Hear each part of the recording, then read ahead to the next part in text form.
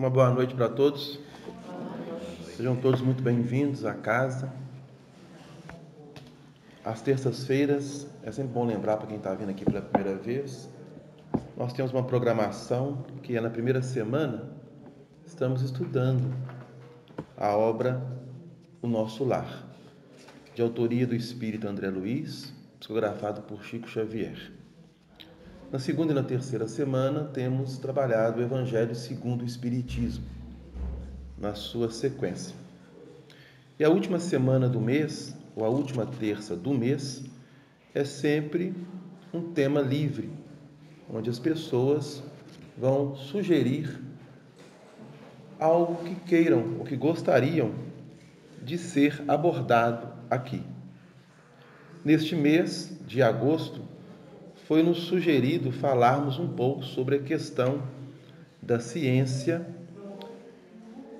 e da religião, dos embates entre ciência e religião e como que é o posicionamento científico em face das ideias religiosas e como que o cientista tem trabalhado essas questões na atualidade, fazendo aí uma abrangência do aspecto científico desde séculos anteriores até a atualidade.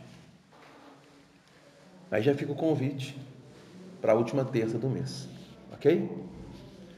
Nós estamos já no capítulo de número 6 da obra Nosso Lar. Para quem não conhece este livro, ou esta obra, quem nunca teve a oportunidade de lê-la, recentemente foi lançado um filme dentro da temática espírita, onde foi abordado pelos autores de forma cinematográfica alguns ângulos aqui da obra, fazendo com que nós, seres humanos, pudéssemos ter uma reflexão em torno da vida espiritual, da imortalidade da alma, de como que seria essa continuidade da alma após deixar o plano físico, o relacionamento que ela iria ter, não somente do outro lado, da outra dimensão espiritual, como também os vínculos que essa alma possivelmente iria deixar aqui ainda no plano físico.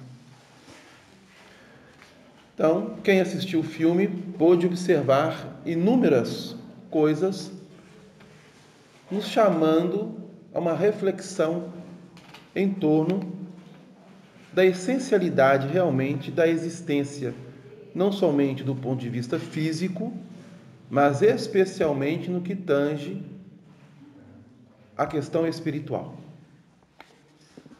Só que o filme, ele não aborda, obviamente, tudo o que há na obra, por causa de um tempo limitado. Em apenas 1h e pouca, seria impossível trazer à tona tudo aquilo que está registrado em 50 capítulos, ao qual possui a obra Nosso Lar. Apenas para que nós possamos falar um pouco, e é sempre bom estar sempre relembrando, este espírito que ditou a obra, ele usou o pseudônimo de André Luiz, porque a espiritualidade superior achou melhor, ou pensou melhor, em deixá-lo no anonimato, tendo em vista que ainda ele possuía, à época da sua desencarnação, inúmeros familiares encarnados na Terra. Segundo o relato da espiritualidade dele mesmo, ele fora um médico que vivenciou aqui na Terra. Existem inúmeras colocações de muitos irmãos nossos dentro do movimento espírita para tentar identificar quem seria a personalidade no plano físico adotada por este espírito que nós conhecemos como André Luiz. Mas tudo isso é no campo das suposições, das hipóteses. Nós, encarnados, ainda temos muita curiosidade em saber, mas não nos compete identificar realmente quem foi este Espírito, ou o que ele fez ou o que ele deixou de fazer. O objetivo nosso é observar o conteúdo que ele está trazendo através dessa obra, alinhando esses ensinamentos com a obra da codificação espírita e com o Evangelho de Jesus. Este é o nosso objetivo. Mas ele diz, aqui no início da obra, que ele, então, se viu em um ambiente inóspito, numa região sombria, ouvindo zombarias, escarnecimentos, gritarias e xingos para com ele. E ele então fica perturbado. Embora tivesse o pensamento vigilante, entre aspas, no que tange aquele momento ao qual vivia passando, ele ainda não era capaz de concatenar que ele já havia deixado o corpo físico. Para ele era um sonho, era um pesadelo. Só que o tempo foi se passando. E ao longo de 8 anos, após 8 anos, nessa região, transitando para lá, para cá, como que estivesse transitando em círculo, alimentando-se de forma bastante precária, porque ele buscava sorver o líquido que escorria naquela região de forma lodosa e barrenta para matar a sua sede. Servia de algumas gramíneas que a região oferecia, algumas folhagens, ao qual servia para ele de alimento, no período de 8 anos. Quando então, saturado, ele se ajoelha e tem uma conversa com o ser superior. É a colocação dele. Porque mesmo no plano físico, tendo conhecimento das religiões, sendo encaminhado para uma religião, ele era de origem judia, seus pais eram descendentes de portugueses, e esses portugueses eram judeus. Narrado por ele mesmo aqui no início dos capítulos anteriores, que ele conhecia o Velho Testamento. Obviamente, quando ele faz essa colocação, ele está nos dizendo que era uma tradição de família, pelo fato de ter a etnia judaica no sangue.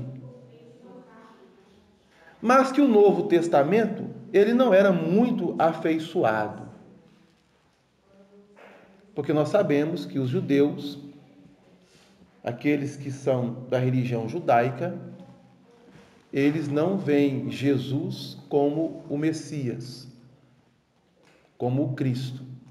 Para eles, Jesus não é mais do que um grande profeta. Não vem. Mas André Luiz teve contato, porque a esposa dele era católica, ou, diga-se de passagem, nascera em um lar católico. Então, obviamente, ele teve algum contato com a religião, mas não de forma profunda. E quando ele deixa o corpo, chegando no plano espiritual, após 8 anos ser acolhido para a colônia ao qual dá o título do livro Nosso Lar, ele então passa a entender melhor o mecanismo da vida e das oportunidades que foram oferecidas a ele quando ele estava no corpo e que ele não soube aproveitar. Isso é um alerta para as nossas reflexões. Porque temos recebido do mais alto grandes oportunidades. E, infelizmente, nós, como encarnados, ainda não sabemos aproveitá-las. E por mais que nós pensamos ou achamos que estamos realizando ou fazendo algo, ainda é bem pouco, tendo em vista aquilo que o mais alto nos oferece. E aí, quando ele foi, então, acolhido, foi levado para uma região dessa colônia hospitalar, onde há inúmeros edifícios que funcionam como hospitais, e foi colocado aqui no capítulo anterior que ele estava em um desses edifícios, que, segundo a informação do novo amigo espiritual, que traz a função de visitador, ele não era um enfermeiro propriamente dito de ala, porque nós sabemos que os hospitais possuem toda uma equipe de enfermagem, com médicos e profissionais da área da saúde, atendendo aquela ala. Também não é diferente lá no plano espiritual. O amigo diz a ele que ele estava num dos pequenos edifícios do Parque Hospitalar da Colônia Nosso Lar, e que ali cabia nada mais, nada menos do que um pouco mais de 1000 leitos no edifício em que ele se encontrava. E ele estava num quarto sozinho. Então, dá essa ideia da grandiosidade desse edifício. Mais de 1000 leitos, estando ele num quarto sozinho. Obviamente, talvez poderia ter quarto onde estivesse 2, 3 ou mais pessoas. Mas no caso dele, ele estava sozinho. Trazendo para nós até algumas informações interessantes, como que o quarto era muito bem mobiliado, de forma simples, mas mobiliado, porque o companheiro que estava conversando com ele e que dá a função de visitador do parque hospitalar, e assim como ele colocou que havia inúmeros servidores da mesma função, estava sob a sua responsabilidade 80 pacientes, dali de todo o parque hospitalar, não somente daquele edifício, como de outros. E que dos 80 que estavam sob a sua responsabilidade, 57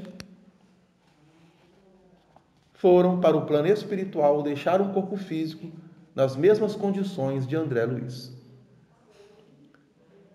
E as condições de André Luiz era de um suicida indireto ou um suicida involuntário. E o que significa isso? O suicida voluntário ou direto é aquele que atenta contra a própria vida, onde ele vai programar para ele a sua morte.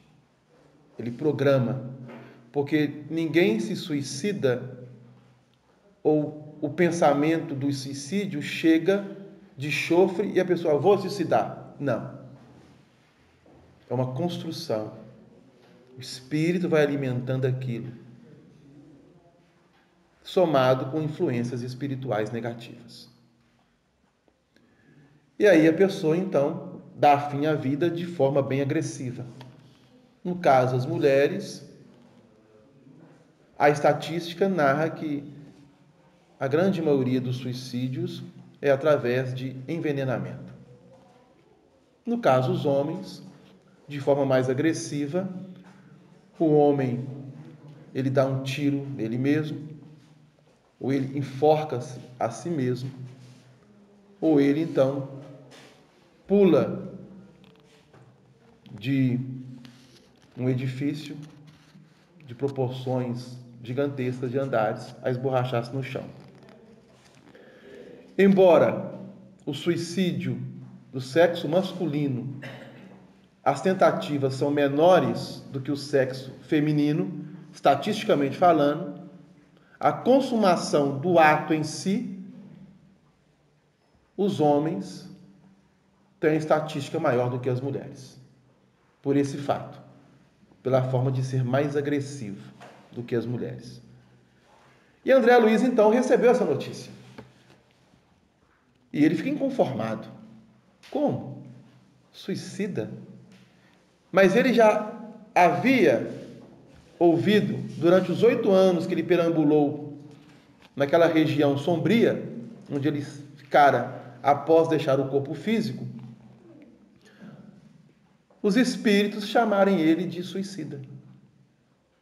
Mas ele não tinha essa identificação. Para ele, era algo de escarnecimento. Mas, vindo a fala de uma pessoa que o acolheu e que ele é profundamente grato a ela, mostrando no semblante uma seriedade, uma calma, um equilíbrio, uma serenidade, e essa pessoa apresentando a ele um médico ao qual iria estar cuidando dele a partir daquele momento, o médico então lhe relata, dando um diagnóstico através da visão, sem precisar de aparelhagem nenhuma, dizendo assim: infelizmente o irmão veio pelo suicídio. Aí ele fica assim, inconformado. Como? Contrariado. Não, há um engano. Há um engano. Eu tive um problema, um câncer no intestino. Ele fez cirurgia, ficou mais de 40 dias lutando entre vida e morte no corpo físico para se recuperar, mas a desencarnação veio. Ou seja, ele não quis a morte, ele não buscou a morte, ele não desejava morrer, ele desejava viver. Então ele jamais pensou no suicídio. Então a sua fala não condiz. Isso ele pensando intimamente. E dizendo isso, não concordo. Mas aí o médico espiritual vai relatando o tipo de conduta que ele teve no plano físico, mostrando que, através dessa conduta, houve um desgaste prematuro do seu tônus vibratório no corpo físico, fazendo com que alguns órgãos fossem lesionados, entre eles o próprio intestino, onde havia lá um tumor cancerígeno. Pois bem, refeito disso, ele teve muito o que pensar, para refletir. E no outro dia chega esse novo amigo de nome Lísias, conversa bastante com ele, diz a ele que a partir de agora ele estaria sob os cuidados dele, embora ele também estaria sob os cuidados do médico chamado Henrique de Luna e de uma equipe de enfermeiros. Lísias era apenas um visitador que passava lá como se fosse um terapeuta. Passava, fazia um tipo de serviço com ele, anotava alguns dados e levava para as instâncias superiores da colônia. Quando Lísias o deixou, ele ficou ali no quarto. Lísias passou na parte da manhã, ele ficou ali durante todo o dia, pensando, refletindo e tendo todos os cuidados que um paciente tem quando está hospitalizado, né? Em termos de alimentação, de higienização, tudo. Não há diferença nenhuma. Nenhuma. E aí, no outro dia, é o início aqui do capítulo 6, que traz o título Precioso Aviso. Até aí está tudo tranquilo, gente? Deu para pegar? Porque nós fizemos apenas um resumo bem rápido daquilo que nós já havíamos colocado e trabalhado aqui de forma anterior. Então, o capítulo 6 traz o título Precioso Aviso. E ele vai iniciar da seguinte forma: no dia imediato, ou seja, após a visita de Lísias, o nome desse novo amigo é Lísias, ele ficou ali o dia inteiro pensando, matutando. No dia imediato, após a oração do crepúsculo, veja bem, Lísias passou de manhã, no dia anterior, Passou-se o dia, o outro dia chegou, e após a oração do crepúsculo, depois das 18 horas, mais ou menos 18 e pouca, do outro dia. Porque essa oração, nós estudamos em capítulos anteriores, ela é realizada todos os dias na colônia Nosso Lar, no horário entre 17h40 às 18 horas. Todos os dias, o governador espiritual da cidade, juntamente com 72 ministros que a cidade possui, fazem uma prece coletiva para dar sustentação à colônia. E todos os habitantes da colônia participam, mesmo aqueles que estão realizando ou fazendo algo. Porque na colônia existem espécies de alto-falantes, nas várias partes, para aquele que está realizando algo não possa perder o momento da prece. Então, ele pode continuar fazendo, mas mentalmente ligado à prece do governador e da sustentação vibratória dos 72 ministros que ali comungam com ele. Então, isso é feito todos os dias.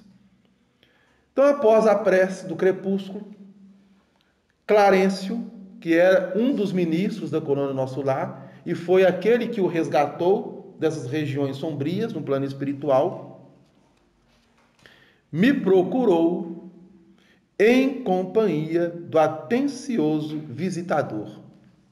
Então, que coisa interessante.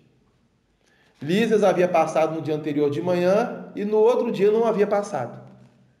Ele foi com Clarencio após 18 horas. Fisionomia a irradiar generosidade, perguntou, abraçando-me. Então vejam bem a ternura e o carinho dos amigos espirituais para com ele. Então Clarencio chega, o cumprimenta, o abraça e lhe pergunta, como vai?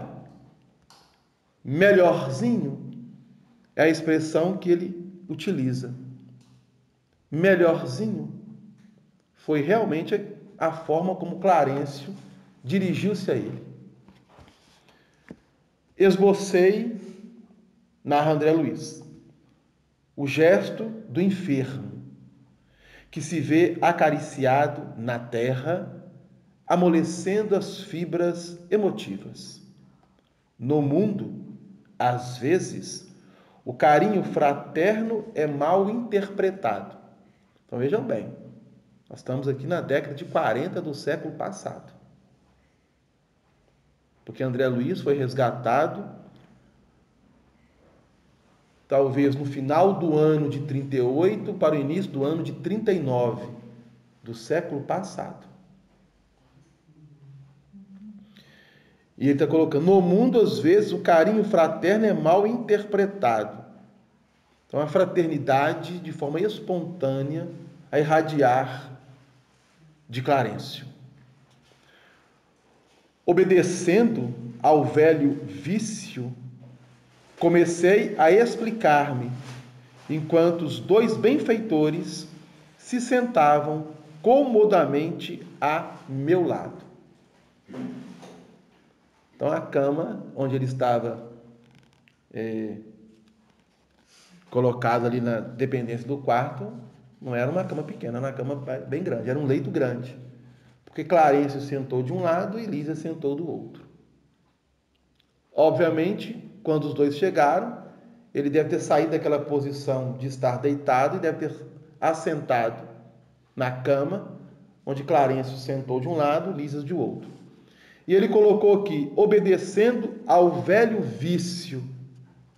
Comecei a explicar-me, que velho vício? E aí nós vamos entender qual o vício que é.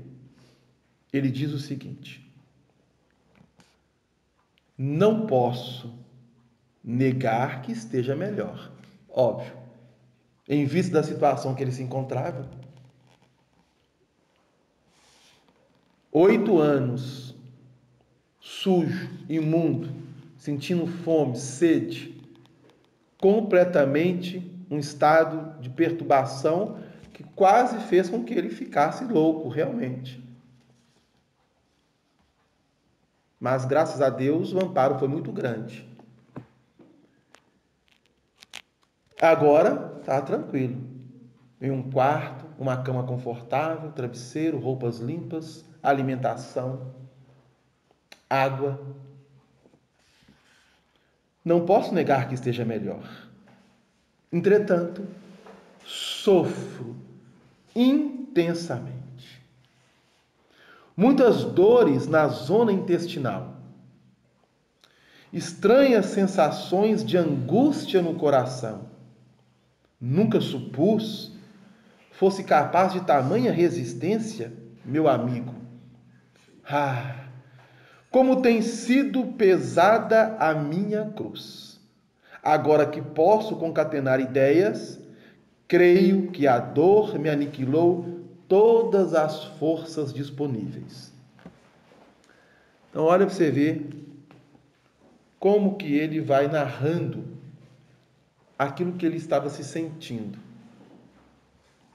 Ele estava como que oprimido o seu coração e ainda sentindo muitas dores na região onde foi feito o processo cirúrgico de quando ele estava encarnado. Sentia dor. E é interessante nós pensarmos sobre isso, porque, mas não é o corpo físico que sente dor? Mas o corpo perispiritual também sente dor? Há dor no corpo perispiritual? Então, nós reportamos aqui a questão de número 257 do Livro dos Espíritos. Lá, Kardec faz sobre um ensaio teórico sobre as sensações dos espíritos no plano espiritual, mostrando as sensações que eles têm com o corpo que reveste o espírito, que é o perispírito, que as mesmas sensações que nós temos quando estamos no corpo físico, um espírito fora do corpo físico, que nós colocamos como desencarnado, também tem. E por que isso? Porque este corpo que reveste ele é matéria.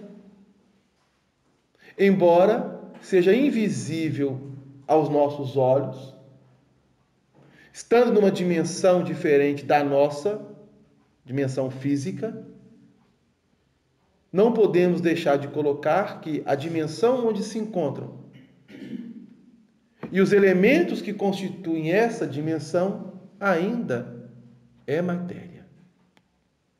Porque a matéria, ela existe em níveis quase que infinitos. Quase que infinitos, não infinito. Quase. Por que quase? Porque ela tem um limite. Então, aquilo que é finito tem limite. Infinito não há limite, é infinito. Ok? Pois bem. E aí ele fala isso.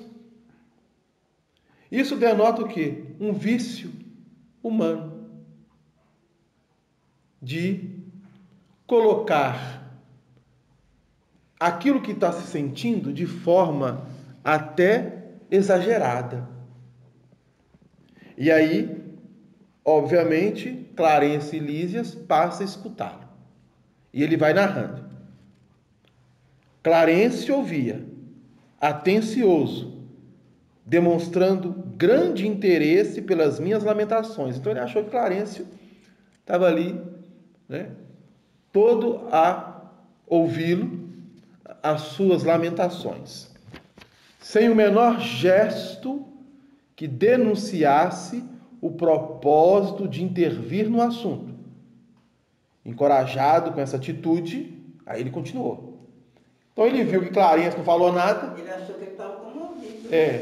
Então, bom, vou fazer o meu relatório aqui agora, né? E aí ele vai fazendo o seu relatório. Aí ele diz: além do mais, meus sofrimentos morais são enormes. inexprimíveis. Amainada a tormenta exterior com os socorros recebidos. Então, veja bem. Então, tudo aquilo que ele recebeu no campo exterior foi atendido em tudo. Então, ali não havia queixa nenhuma. Porém, continua ele. Volto agora às tempestades íntimas. Então ele começa a colocar para fora aquilo que estava no seu íntimo. Que terá sido feito de minha esposa? De meus filhos? Teria o meu primogênito conseguido progredir, segundo o meu velho ideal? E as filhinhas? Minha desventurada Zélia muitas vezes afirmou que morreria de saudades se um dia eu lhe faltasse. Admirável esposa!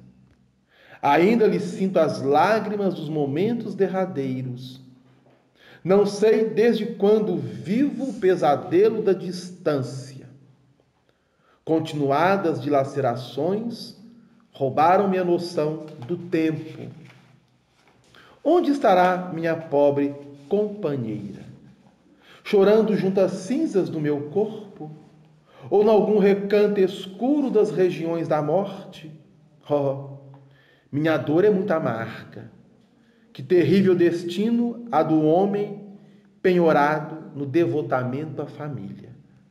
Creio que raras criaturas terão padecido tanto quanto eu. No planeta, vicissitudes, desenganos, doenças, incompreensões e amarguras, abafando escassas notas de alegria. Depois, os sofrimentos da morte do corpo. Em seguida, martirizações no além-túmulo. Que será então a vida? Sucessivo desenrolar de misérias e lágrimas? Não haverá recurso à semeadura da paz? Por mais que deseje firmar-me no otimismo, sinto que a noção de infelicidade me bloqueia o espírito, como o terrível cárcere do coração. Que desventurado destino, generoso benfeitor. Então vejam bem o relatório que ele, André Luiz, repassa a Clarencio e a Lísias naquele momento. Olha o relatório. Então nós observamos claramente que ele, André Luiz, quando estava no plano físico, de forma alguma, ele era contrariado, ou se fosse contrariado, ele sabia passar por cima dessa contrariedade, tendo em vista que, segundo o próprio relato dele, e depois do próprio amigo espiritual Clarencio, ele não passara dificuldades do ponto de vista financeiro na Terra. O pai fora um comerciante abastado, ele se tornou médico, o pai pagou todos os estudos. Não sabemos se ele fez algum tipo de especialização, até mesmo fora do Brasil, poderia até ter feito na Europa, não sabemos. Mas se o pai tinha dinheiro, poderia ter sugerido ele, vai fazer uma especialização, um curso na Europa. Quando ele formou, o pai deu para ele um consultório todo montado. Não é barato um consultório médico, nós sabemos disso. E ele iria trabalhar esporadicamente, segundo o relato depois aqui no próprio livro. Ele não ia todos os dias ao trabalho. Ele ia esporadicamente. Por quê? Porque tinha dinheiro. O pai sempre fez a vontade dele e dos outros filhos, porque ele vai relatar que ele também teve irmãos, inclusive uma ele nem chegou a conhecer, porque ela havia desencarnado quando ele era ainda recém-nascido, mas a sua mãe sempre falava com um imenso carinho dessa pessoa que foi uma irmã. Inclusive, essa irmã, ele terá notícias dela no plano espiritual, a partir deste momento que ele estava desencarnado. Então, nós vamos observar claramente que André Luiz, ao relatar tudo isso aqui, ele dá mostras da sua personalidade no plano físico. Ou seja, era uma pessoa acostumada a ter de tudo, a receber de tudo, e pelo fato de não ter passado dificuldade nenhuma em qualquer coisa que seja, a não ser quando a doença assim o chegou, exigindo maiores cuidados, uma intervenção cirúrgica e as próprias dores que adveio dessa intervenção, ele então jorra esse relatório de inconformação e de lamentação. Então, algumas coisas interessantes. Primeiro, ele ficou sabendo depois que ele ficou 8 anos naquela região. O pensamento dele, da esposa e dos filhos, e a imagem que ele tinha da esposa e dos filhos, era a última imagem que ficou com ele antes da sua desencarnação. Para ele, os filhos ainda estavam pequenos, mas já havia passado 8 anos. Agora os filhos dele estavam jovens. Não eram mais crianças. Estavam na fase da adolescência e é narrado aqui depois no livro que uma das filhas já havia até casado e estava até com um filho no colo, recém-nascido. Isso nós vamos observar lá nos últimos capítulos, quando ele visita a família, no plano físico. Pois bem, como estaria meus filhos e minha esposa? Vejo minha esposa no último momento chorando e ela sempre afirmando que morreria de saudades, mal sabendo ele que ela havia se consorciado logo após a sua desencarnação. E que essa colocação dele, minha dor é muito amarga, que terrível destino o do homem penhorado no devotamento à família. Ele falou, mas não raciocinou para falar nisso, porque uma das colocações do médico Henrique de Luna a ele disse que ele havia contraído também o bacilo da sífilis, de forma bem acentuada, que o prejudicou também. Quando foi feita a intervenção cirúrgica no intestino para a retirada do tumor cancerígeno, obviamente, outros órgãos lesionados de acordo com a sua conduta e uma infecção generalizada fez com que ele viesse a óbito. A sífilis ele contraiu em relacionamentos extraconjugais fora do casamento, porque é uma doença que é adquirida através da contato sexual. Obviamente, ele não contraiu com a esposa, e sim em relacionamentos extraconjugais. E aí ele coloca: que terrível destino do homem penhorado no devotamento à família. Creio que raras criaturas terão padecido quanto eu. Olha a ingenuidade a ingenuidade do espírito em se colocar que a sua dor, o seu sofrimento é maior do que o do outro.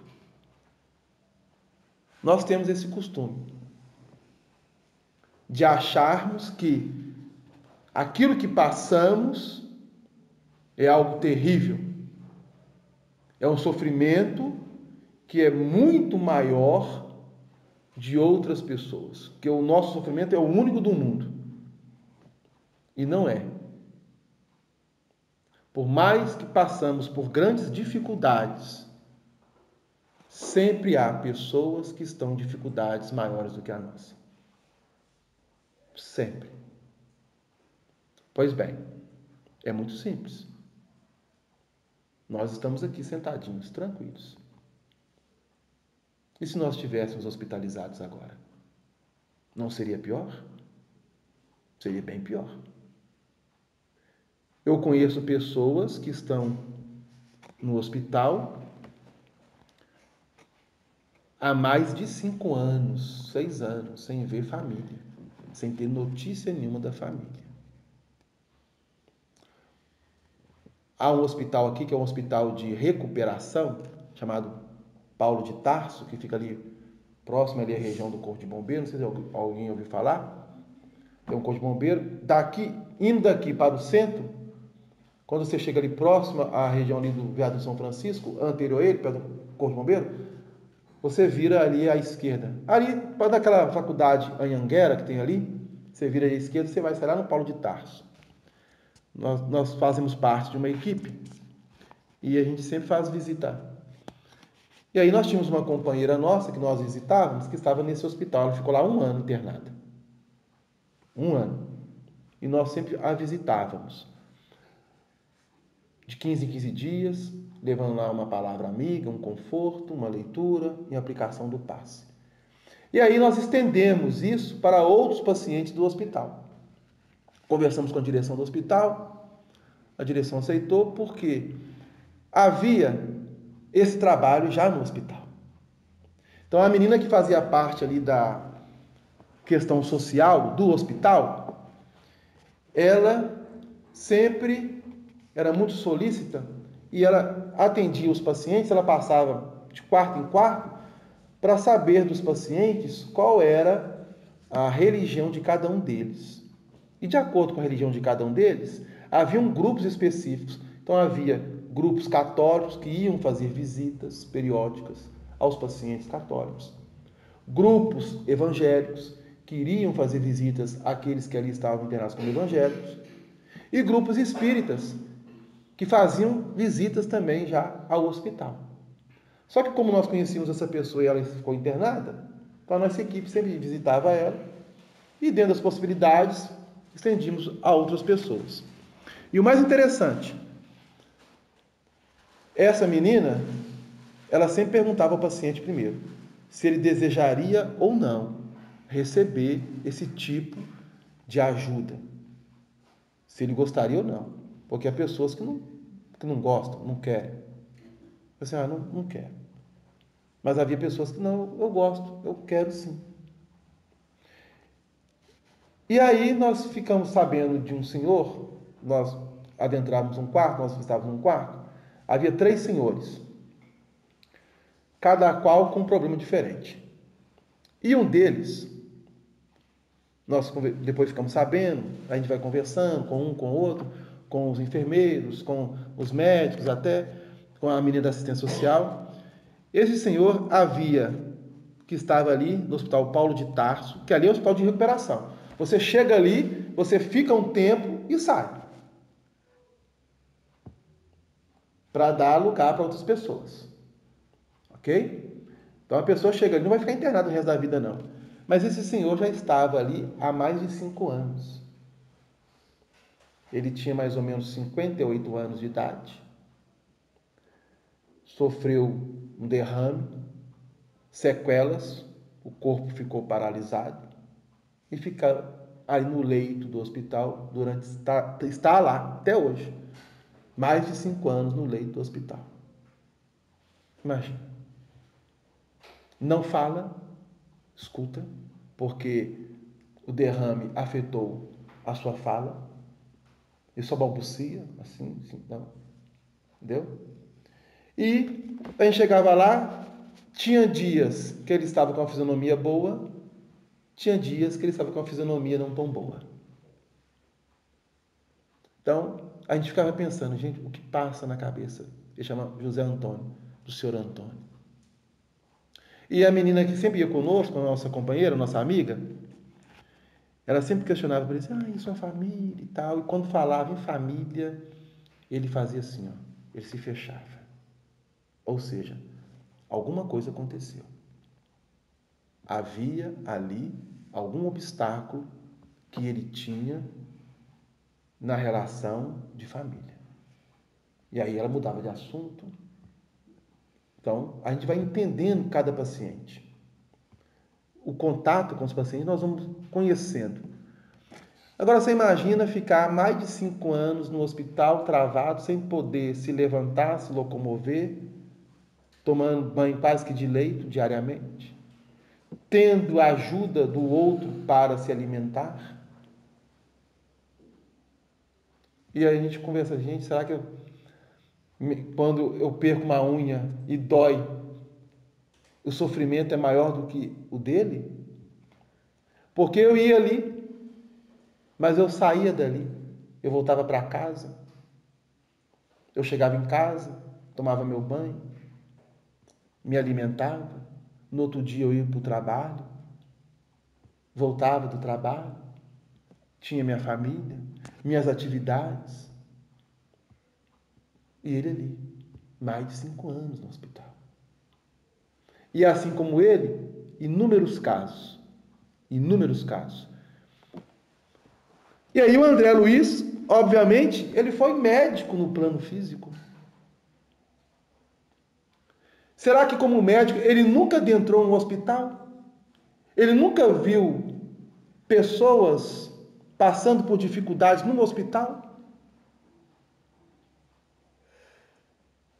Ou será que o hospital que ele atendia era um hospital em que só atendia aqueles que pagavam? Porque naquela época não havia SUS, né? Década de 40 não havia SUS. Não havia. Mas havia o atendimento a pessoas que não tinham condições. Sempre houve. E, quiçá, os hospitais públicos são melhores do que os hospitais particulares. Há hospitais públicos que dão um banho em hospitais particulares. Não deve dar em termos assim de material, porque o hospital público sempre falta material. No hospital particular, não. Mas em termos de mão de obra, médica, de enfermagem, técnica, muitos hospitais públicos não deixam a desejar para hospitais particulares. E aí ele coloca isso aqui. Creio que raras criaturas terão padecido tanto quanto eu. Mostra que ele nunca, talvez, visitou um doente numa ala hospitalar. Nunca se preocupou com isso. E quando chegou um problema nele mesmo, ele teve toda a assistência, não somente da família, mas dos melhores profissionais, tendo em vista que ele era um médico. No planeta, vicissitudes, falando dele, no planeta, vicissitudes, desenganos, doenças, incompreensões e amarguras, abafando escassas notas de alegria. Ele nunca passou fome. Nunca passou fome quando estava encarnado. Escassas notas de alegria. Depois dos sofrimentos do corpo. Em seguida, martirizações no além-túmulo. Que será então a vida? Não haverá recurso à semeadura da paz? Por mais que deseje firmar-me no otimismo, Sinto que a noção de infelicidade me bloqueia o espírito como terrível cárcere do coração.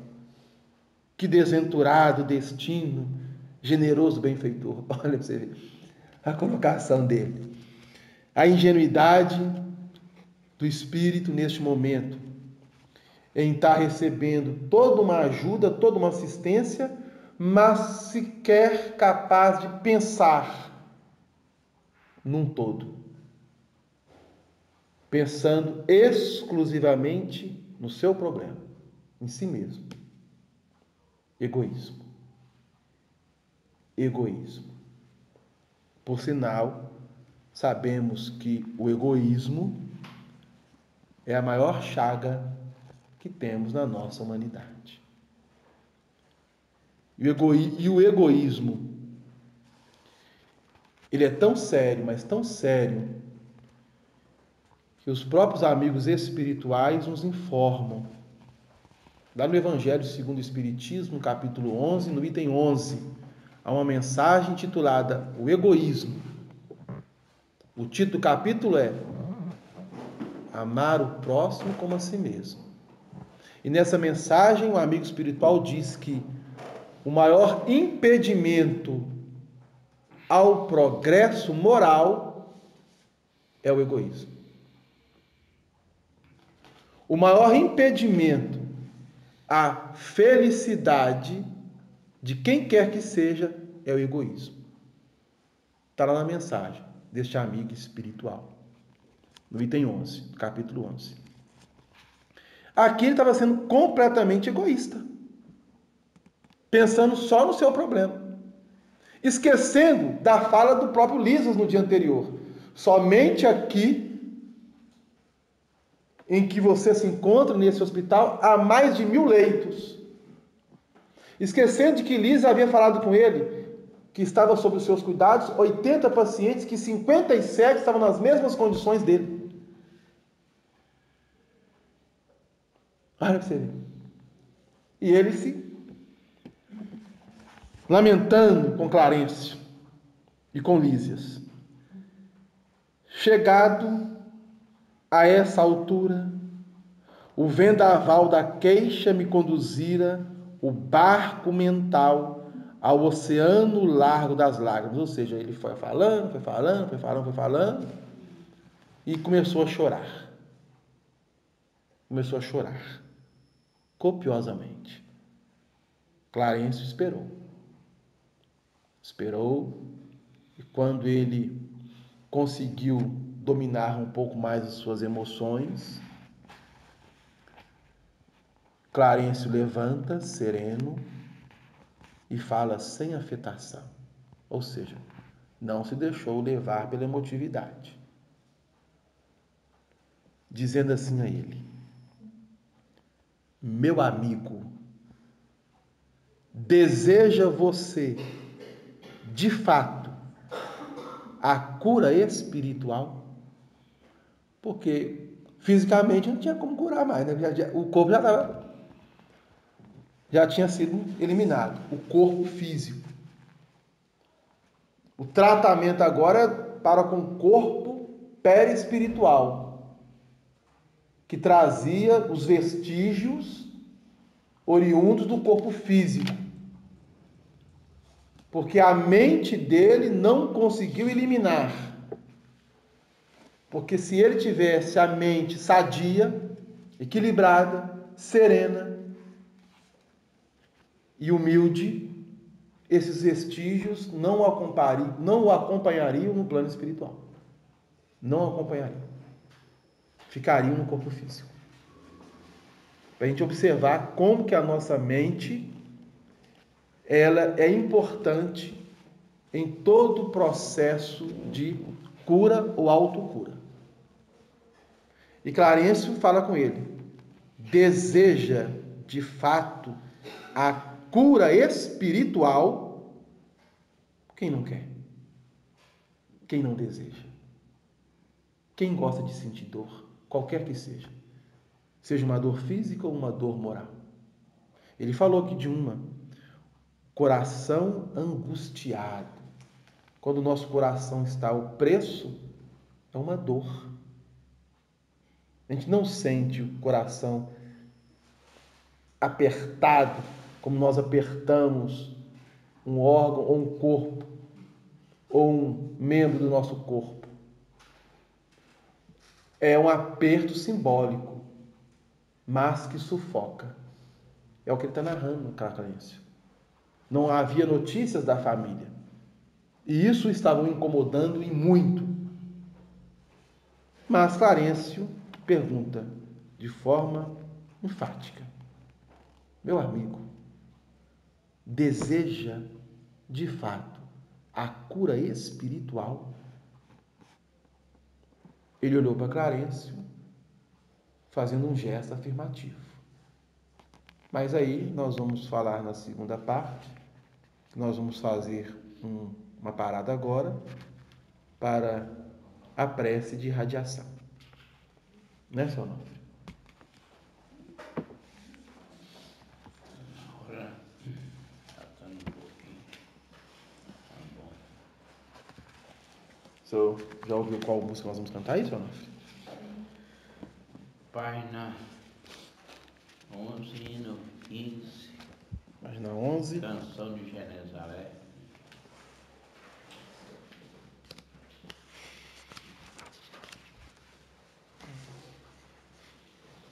Canção de Genezaré.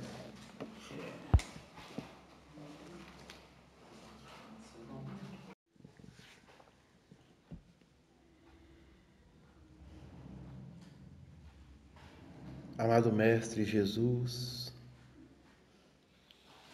queridos irmãos da espiritualidade, estamos agradecendo as bênçãos ao qual temos recebido neste ambiente, rogando as bênçãos, Senhor, de tudo o que temos recebido diante da vida, onde o teu coração, onde a tua paz, onde a tua luz sempre tem nos envolvido, fazendo com que nós busquemos o entendimento, a compreensão da vida. Assim sendo, Senhor, agradecemos por tudo isso e vos rogamos que a tua luz envolva carinhosamente e de forma terna todos esses nomes que aqui foram lidos e que têm recebido o amparo da espiritualidade amiga. Que todos esses nossos irmãos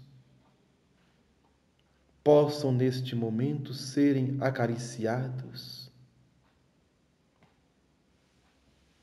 pela espiritualidade companheira, devotada e amiga desta casa. E que nós também possamos neste momento mentalizar os nossos lares, aqueles que lá se encontram, direcionando a eles, aos seus corações, essas vibrações, para que cheguem apaziguando e minorando dores e sofrimentos, angústias, lamentos, para que possamos entender que a alegria necessita fazer morada em todo o nosso ser. Assim sendo, Jesus, queridos irmãos da espiritualidade,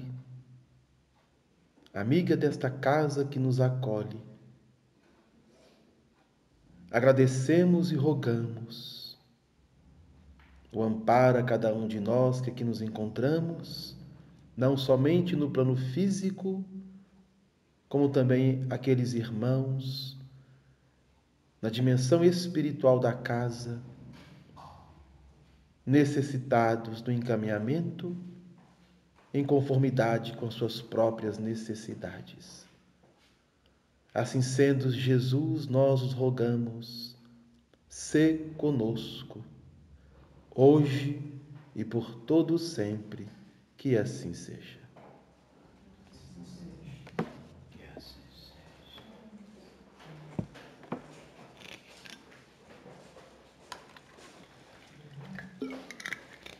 Então, dando continuidade aqui, a fala ou a pergunta de Clarencio a André Luiz,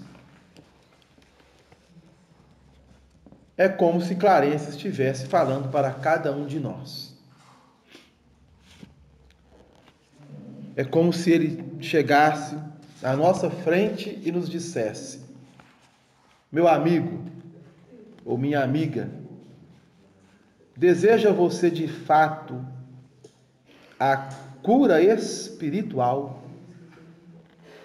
Obviamente, nós vamos fazer igualzinho André Luiz fez.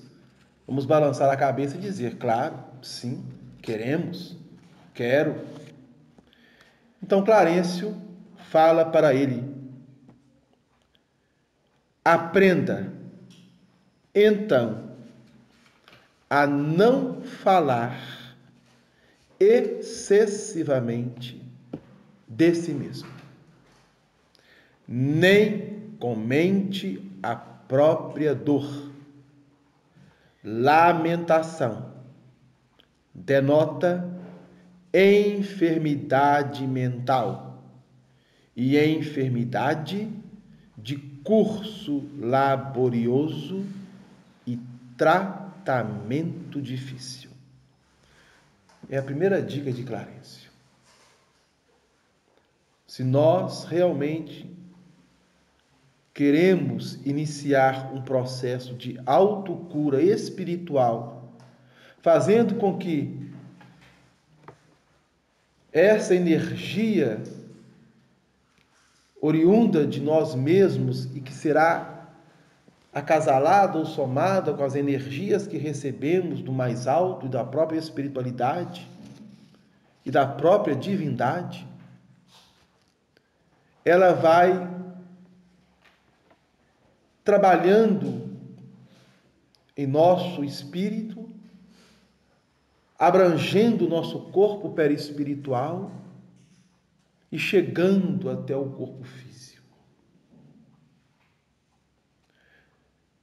Não falar excessivamente de si mesmo, não comentar a própria dor, não lamentar.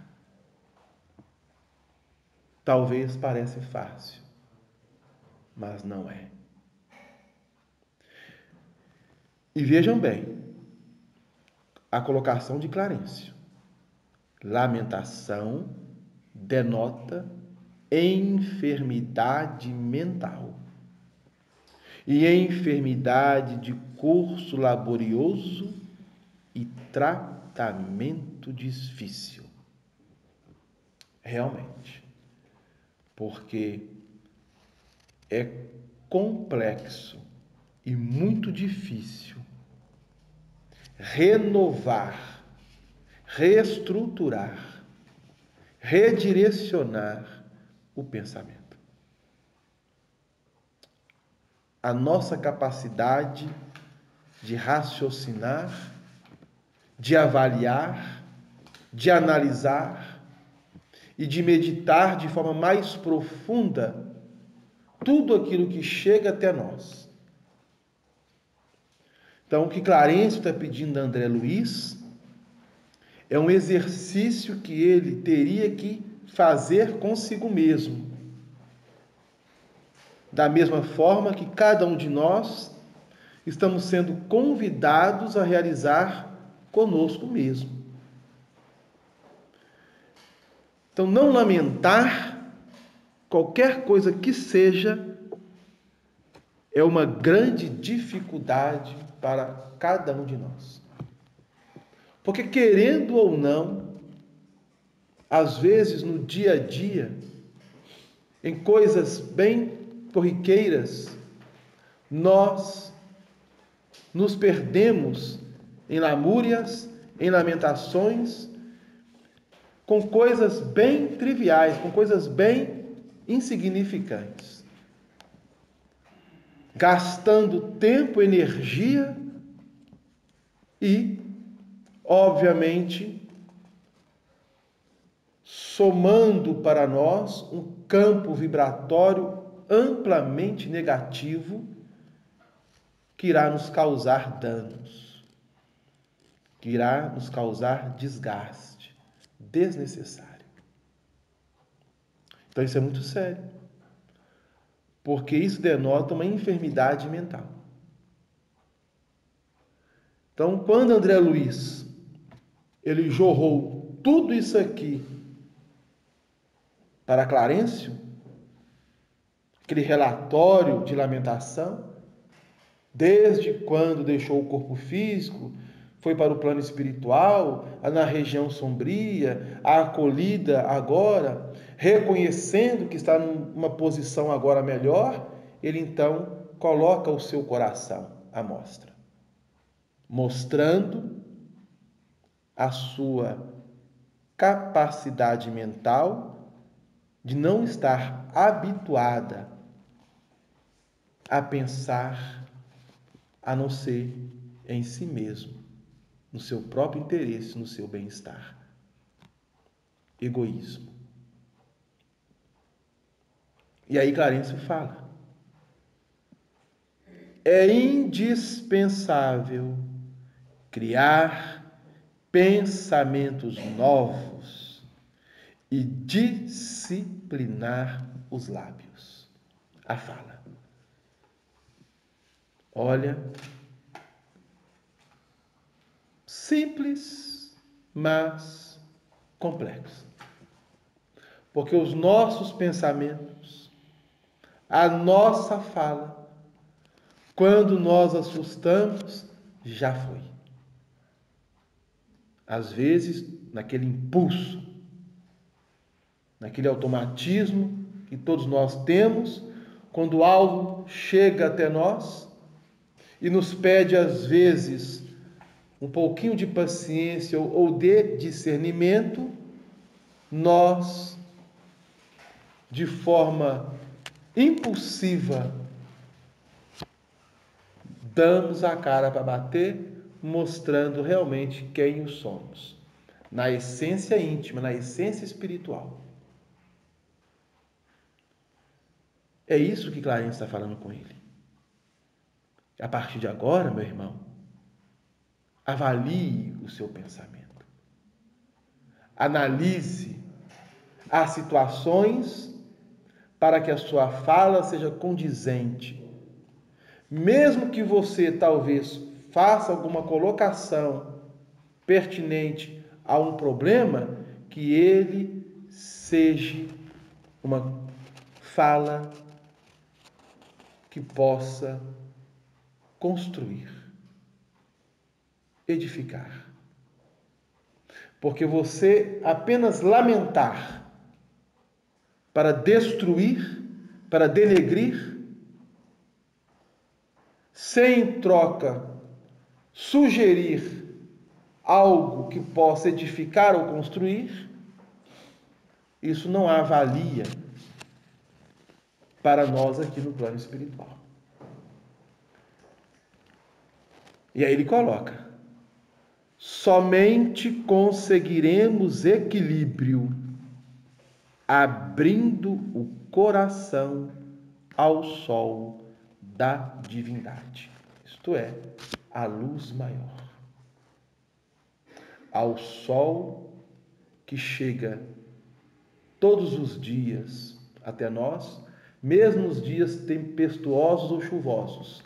Nós sabemos que por detrás daquela camada de nuvens, o sol está lá, a irradiar. E nós recebemos esses reflexos, até mesmo se o dia estiver sombrio. A própria ciência comprova os raios e a gama infinita desses raios que atravessam e chegam até nós. E o sol aqui da divindade, para nós na Terra, é o próprio Cristo, que é o nosso modelo e guia. Classificar o esforço necessário de imposição esmagadora, enxergar padecimentos onde a luta edificante soe identificar indesejável cegueira da alma.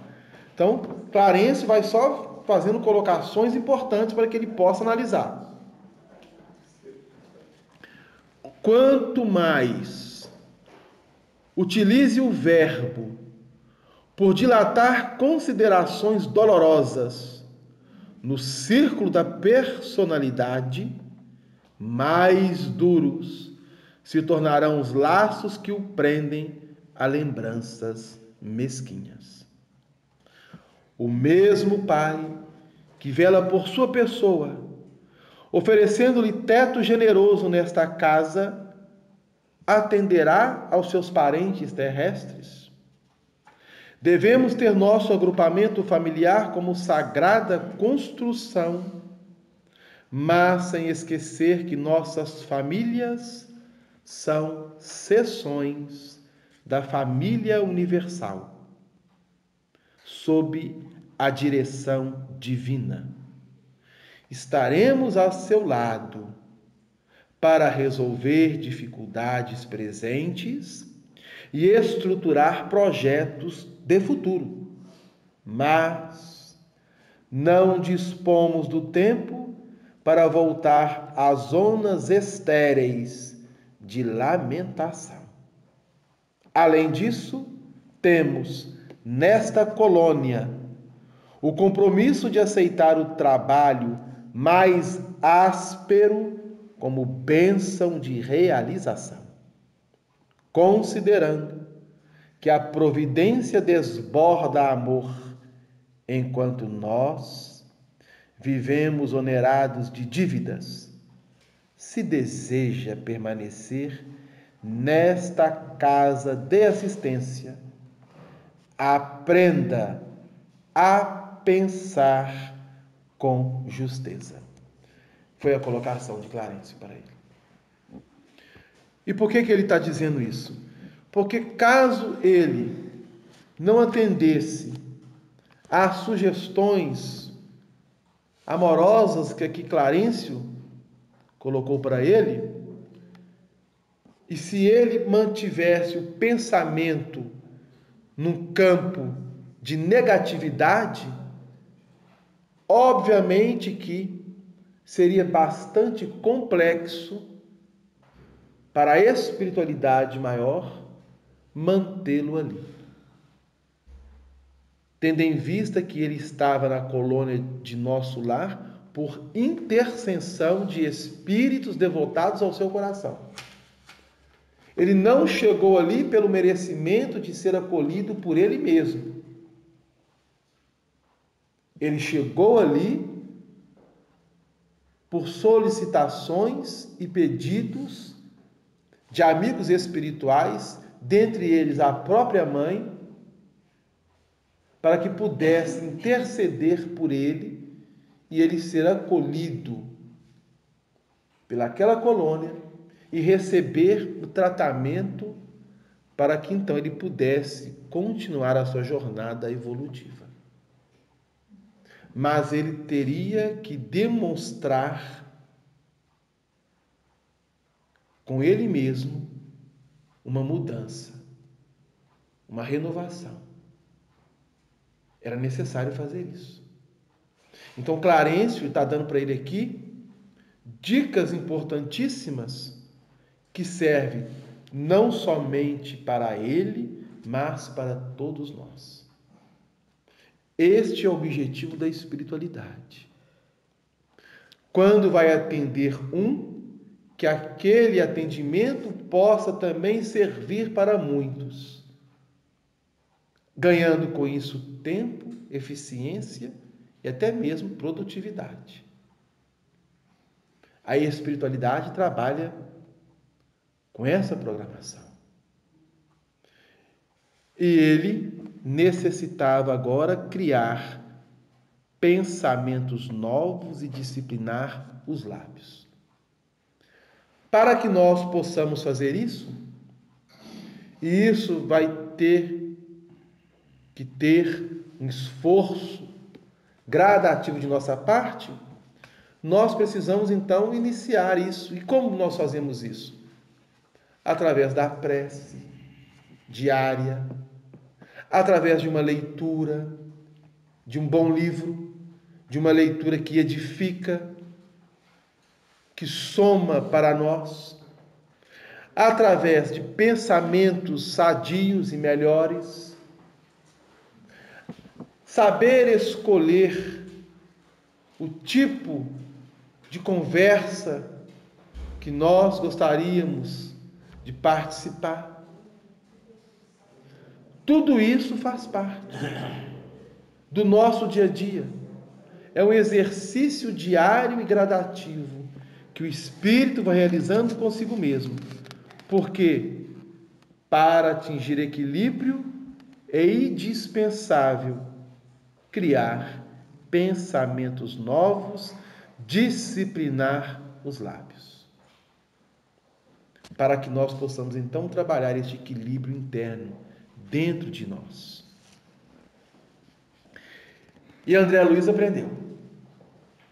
Diga-se de passagem, já passado mais de 70 anos deste livro, Nosso Lar, onde ele foi, então, trazido e materializado para nós através das mãos abençoadas de Chico Xavier, já são mais de 70 anos que esse livro está entre nós no plano físico. Então, em 70 anos, desde essa fala, André Luiz, no plano espiritual, ele foi trabalhando consigo mesmo, se condicionando a fim de que pudesse ser útil para a colônia de Nosso Lar, útil para muitos irmãos e útil para aqueles familiares que ficaram na terra. Então já se passaram 70 anos. Não sabemos se ele está reencarnado ou não. Não temos essa informação. Mesmo aqueles que possam colocar, já reencarnou, não reencarnou. É apenas hipóteses. Quem poderá afirmar, nós encarnados, que de fato ele está reencarnado? Não temos essa condição. Não temos. Mas em 70 anos ele fez grandes progressos consigo mesmo. Mas lembremos que ele terá que reencarnar, ou se já reencarnou, nós não o sabemos, passar por grandes provações no plano físico, para testificar se o aprendizado realmente incorporou na sua intimidade espiritual. Porque está do outro lado, aprendendo com os amigos espirituais para se fortalecer a alma, é uma coisa. Retornar à carne para colocar à prova este aprendizado que tivemos, ou que ele teve no plano espiritual, é outra coisa bastante diferente. Nesse interim, ou seja, através dessa fala de Clarencio, o pranto secou. Então ele enxugou as lágrimas, ouviu claramente aquilo que Clarencio quis dizer E ele narra aqui, chamado a brios pelo generoso instrutor a assumir diversa atitude, embora envergonhado da minha fraqueza. Então, quando Clarencio começou a falar aquilo com ele, ele foi se reajustando, a lágrima secou, e aí ele passa a ficar então até envergonhado. Ele não consegue olhar nos olhos de Clarencio. Não consegue. Isso é tipo de nós, seres humanos.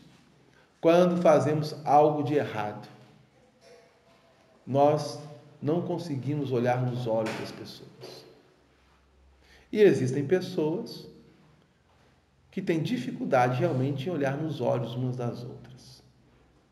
Às vezes, um processo de timidez, talvez, mas, em grande parte, denota uma dificuldade do espírito em alguma área. Então, olhar nos olhos é importante. É muito importante. E o som ali até, né? Não sei se alguém meteu um dedo ali, se foi um espírito, se não foi, né? Olhar nos olhos é muito importante.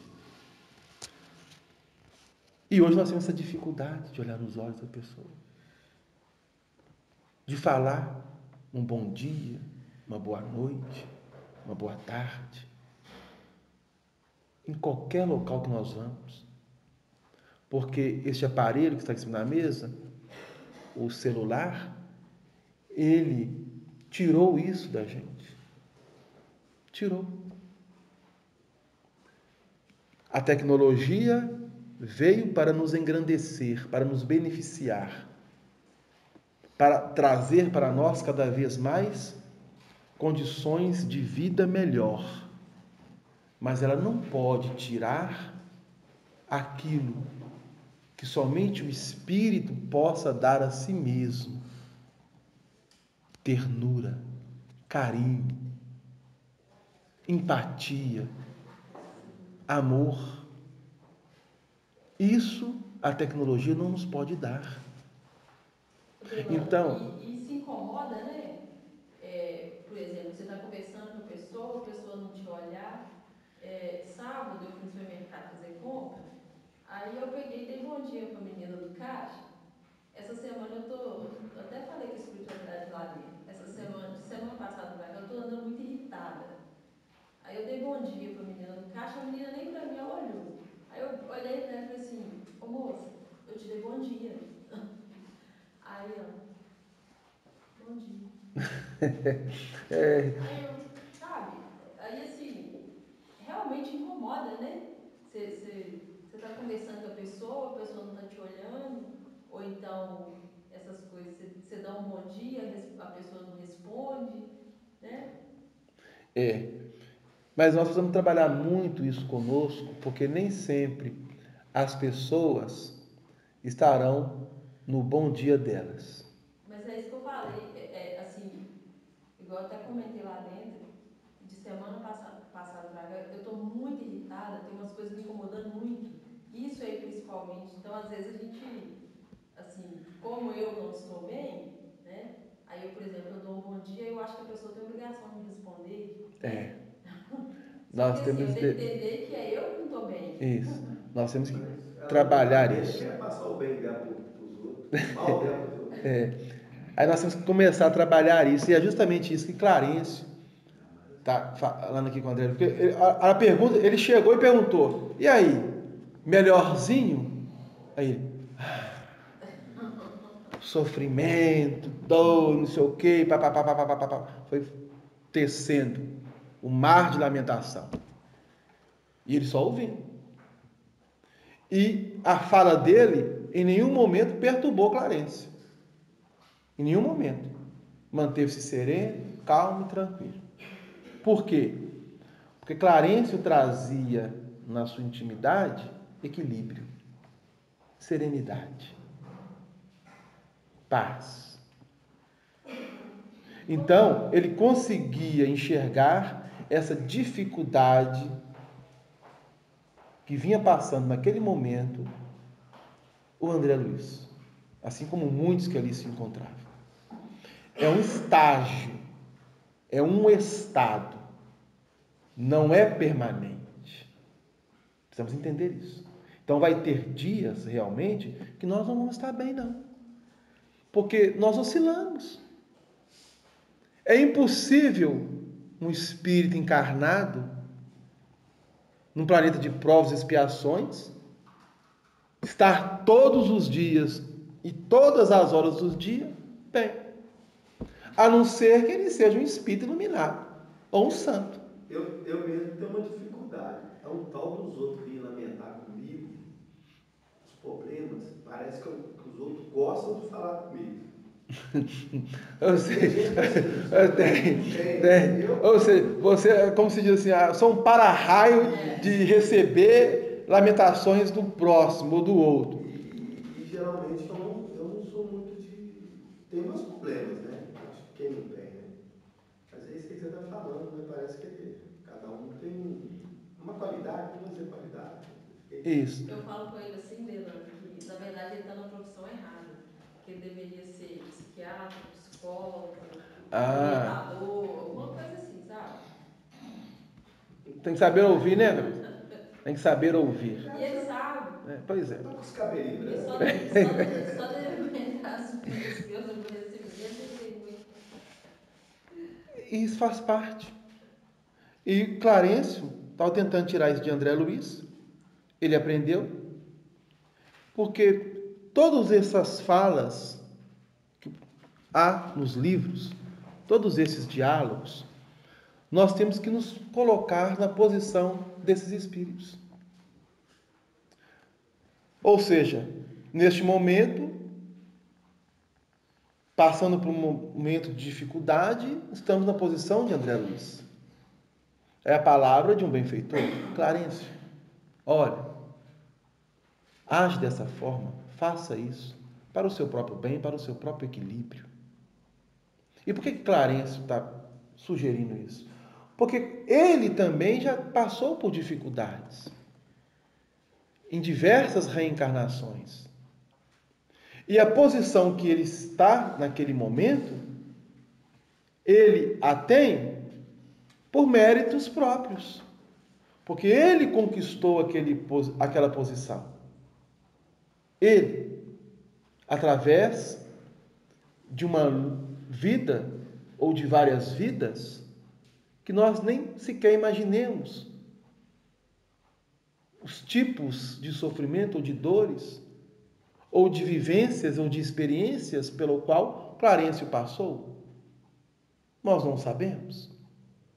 Mas ele, naquele momento, está numa posição em que ele mesmo se fez merecedor. Então o que está dizendo André Luiz? Olha, meu amigo, você foi acolhido, está recebendo coisas que você, durante um tempo, viu e passou e sofreu na pele aquilo que você nunca tinha sofrido na carne. Nunca. Aquele que passou no plano sombrio da atmosfera espiritual em que ele se encontrava, naquela dimensão, ele nunca passou na carne. Teve de tudo. Então ele passou por uma experiência que para ele, naquele estágio da sua personalidade como André Luiz, era nova. Era nova. Ô Delano, quando a gente uma pessoa, no caso, que ela é extremamente, ela se irrita facilmente, ela é extremamente nervosa, tudo aborrece, todos esses sentimentos, na verdade, eles maltratam a gente mesmo, né? Sim. Então, assim, quando há o desenlace, há uma chance grande da pessoa chegar lá como suicida, de ser recebida como suicida? Olha, essa questão do suicídio indireto ela é muito complexa. Muito complexa. Porque nós, do ponto de vista encarnados, às vezes pensamos uma coisa e quando chegarmos do outro lado, vamos ver que é completamente diferente aquilo que nós pensamos ou aquilo que nós imaginamos. O que Clarencio colocou aqui é: quando lamentamos de forma exacerbada, sempre ele diz o seguinte: enfermidade mental. E enfermidade de curso laborioso e tratamento difícil. O que fazer nesse caso? Ele sugere criar novos pensamentos, disciplinar os lábios, para que a nossa fala seja mais suave, mais doce, mais terna. O pensamento precisa acompanhar, porque somente falamos aquilo que está cheio o coração. Já ensinava-nos o Cristo em seu Evangelho. Então, quando uma pessoa chega e despeja algo em nós, é porque naquele momento ela está vivenciando uma dificuldade. E nós temos que ter uma caridade muito grande para entender a pessoa neste momento. Caridade ou sabedoria também? Os dois. Os dois. Porque às vezes alguém chega até nós para se lamentar, para despejar, e nós precisamos saber ouvir e ter a sabedoria para não nos envolvermos emocionalmente a tempo de essa lamentação nos causar transtornos de forma energética, desequilibrada. Eu tenho uma dificuldade muito E aí grande. precisamos estar tranquilos e equilibrados. Porque a pessoa chega lamentando que está querendo morrer, daí você, com a sabedoria que você não tem, vai falar, não, vai sim.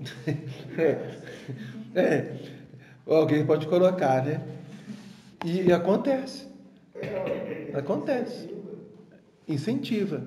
Então a gente precisa ter muito cuidado com as nossas falas, porque sabemos que quando se fala, já foi. Tem como voltar atrás. Mas se ainda está sendo elaborado um pensamento, nós temos tempo de corrigir. Isso aí é muito sério. Teve um caso há pouco tempo agora, em Betim, não sei se todo mundo viu. Um rapaz, ele subiu na passarela do Shopping Novo de Betim. E ele subiu para poder pular, para suicidar, porque ele estava com problemas em casa. E a população, tinha um monte de gente embaixo. O pessoal embaixo incitava ele, pula, pula, pula, pula. E a polícia já estava conversando com ele, negociando, tentando convencer ele para ele descer, para ele não pular. E o pessoal lá de baixo gritando, pula, pula, seu covarde, pula. Inclusive esse vídeo estava na internet. E o rapaz pulou. Eu não vi. Falou muito, saiu na televisão. Eu nem quero saber desse caso. A polícia pediu para que quando acontecesse esses casos, para a população não se envolver, para deixar eles resolverem, porque o rapaz pulou, eu não sei se ele sobreviveu, mas o rapaz pulou porque ele já estava desorientado, né? Aí, com certeza. Mandando ele pular. Para chegar a essa situação, ou seja, já o desequilíbrio já havia instalado. Então isso é muito importante, essas colocações de Clarencio, porque serve como um alerta para nós. Então nós estamos no corpo físico, nós temos todas as condições de modificar, de transformar, para que não possa acontecer conosco surpresas desagradáveis, tanto quando estamos aqui no plano físico, quanto está no plano espiritual. Porque precisamos criar em nós energias salutares, saudáveis. Então, aconteça o que acontecer no exterior, o meu interior precisa estar bem. Precisa estar equilibrado. Ah, Delano, mas se alguém me xinga, eu xingo também. Sintonia. Ah, Delano, mexeu comigo, levou, porque eu não levo desaforo para casa. Porque isso são condicionamentos que nós fomos tendo ao longo de várias existências. E modificar de uma hora para outra não é tão simples, não é fácil. Não é. Você quer ver uma dificuldade tremenda do espírito encarnado? Senta na frente da televisão, vê um filme, se envolve com o filme, ou vê uma novela, se envolve com os personagens da novela. Você vai tendo alterações, oscilações na sua personalidade. Nossa, fulano, detesto. Meu Deus. Olha lá o que está fazendo. Ai, que raiva. É. Quase que você entra dentro ali da televisão ou da tela do cinema para resolver a situação. Não tem que resolver a situação. Mas, gente, ali é algo que já está escrito, já está tudo encaminhado e pessoas que estão passando de forma teatral o entretenimento. Mas a maioria faz isso. Não é toda novela mesmo, por causa disso. Faz por causa disso aqui, ó. E o futebol? Porque não consegue. Futebol tem nada. Lamentável. O futebol é pior ainda. Chuta! Meu pai dá chuta. Futebol é pior ainda. Porque a pessoa está vendo a televisão, o cara diz, por que você não chutou a bola e fez o gol? Ou seja, com vontade de entrar lá dentro do campo e fazer. É assim em tudo. Ou seja, o ser humano quer participar. Isso é muito bom. Participar. Mas nós temos que saber participar. Participar com incentivo. E não tendo momentos de desequilíbrio emocional. É isso aqui, a enfermidade da alma. Enfermidade, curso laborioso, é totalmente difícil. Criar pensamentos novos e disciplinar os lábios. Quando se vai, estamos xingando talvez o juiz ou o atleta, estamos xingando o personagem da novela, estamos xingando Deus, estamos xingando o mundo. E aí? Perceberam? E aí nós vamos somando, incorporando em nós energias desagradáveis. Energias desagradáveis. E temos que tomar muito cuidado. Porque às vezes nós podemos chegar em certos ambientes e a energia está tão carregada, mas tão carregada, que a gente precisa sair de lá carregado. Porque nós absorvemos. O eletromagnetismo nosso absorve. As ondas que vão passando, mentais. Precisamos criar o hábito de ter pensamentos sadios. Por para isso que sintonizar com ondas sadias. isso é por isso. Igual que nós vamos nos sintonizar. Perfeitamente. Por isso a recomendação evangélica: vigiai, orai.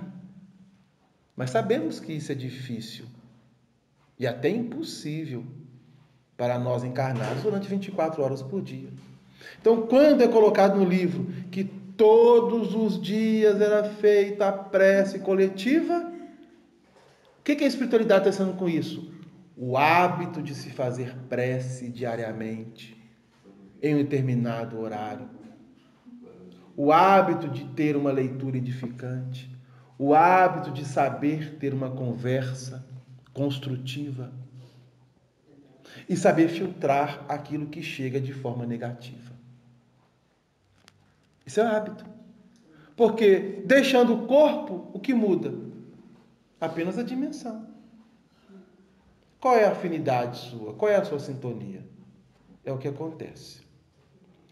Bom, para fecharmos, nesse interim, secara-me o pranto e, chamado a brios pelo generoso instrutor, assumi diversa atitude, embora envergonhada a minha fraqueza. E diz Clarencio: não disputava você na carne as vantagens naturais decorrentes das boas situações? Só para você ver. Não estimava a obtenção de recursos lícitos? Não se interessava pelas remunerações justas? Pelas expressões de conforto, com possibilidade de atender a família? Aqui, o programa não é diferente. Apenas divergem os detalhes. Nos círculos carnais, a convenção e a garantia monetária. Aqui, o trabalho, as aquisições definitivas para o espírito imortal. Enquanto meditava a sabedoria da valiosa advertência de meu benfeitor, qual pai que esquece a leviandade dos filhos para recomeçar serenamente a lição, tornou a perguntar, e agora com um belo sorriso: então, como passa?